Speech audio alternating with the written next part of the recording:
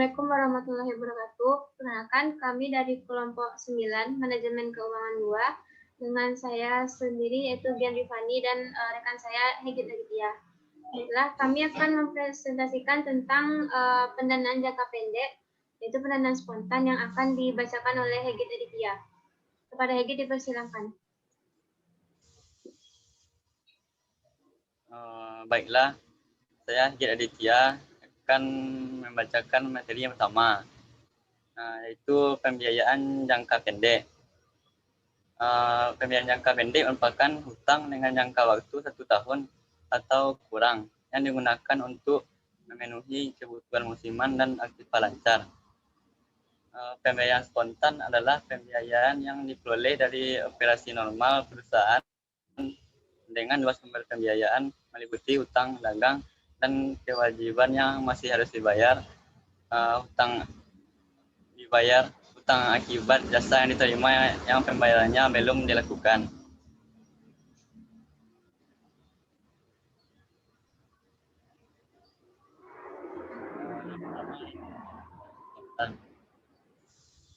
Pendanaan spontan adalah jenis pendanaan yang dapat menyesuaikan sendiri secara spontan pada perubahan yang terjadi di perusahaan.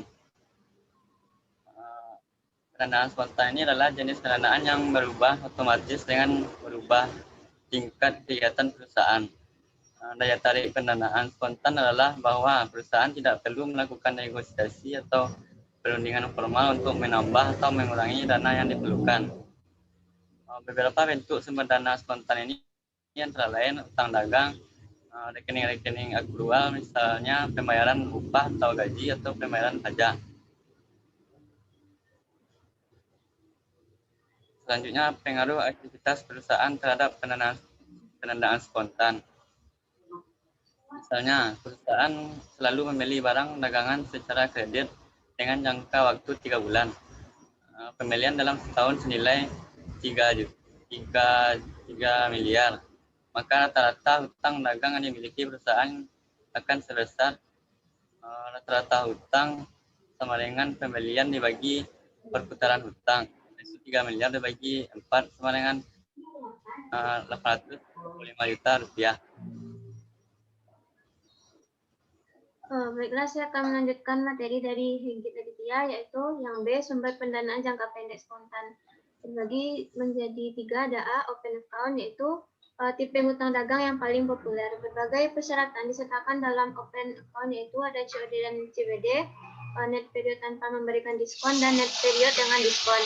Lalu yang B, ada not payable, adalah hutang dagang yang terjadi di mana pembeli membuat surat pernyataan berhutang secara resmi kepada penjual disertai dengan kapan akan melunasi hutang tersebut. Lalu ada yang ketiga, trade acceptance, yaitu hutang dagang yang terjadi ketika penjual menarik draft kepada pembeli yang menyatakan kapan draft tersebut akan dibayar.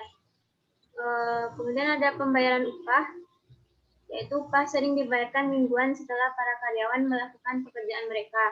Juga ada pembayaran pajak, selain pembayaran upah karyawan, demikian juga dengan pembayaran pajak, meskipun perusahaan-perusahaan mungkin menghasut pajak penghasilan mereka.